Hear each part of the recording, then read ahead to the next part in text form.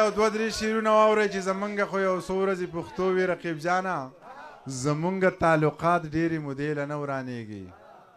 زمونږ خو یو څو ورځې پښتو وي رقیب جانه زمونږ تعلقات ډېرې مودې له نه ورانېږي او زما خو په یو چا پسې زړه 200 ټوټې دی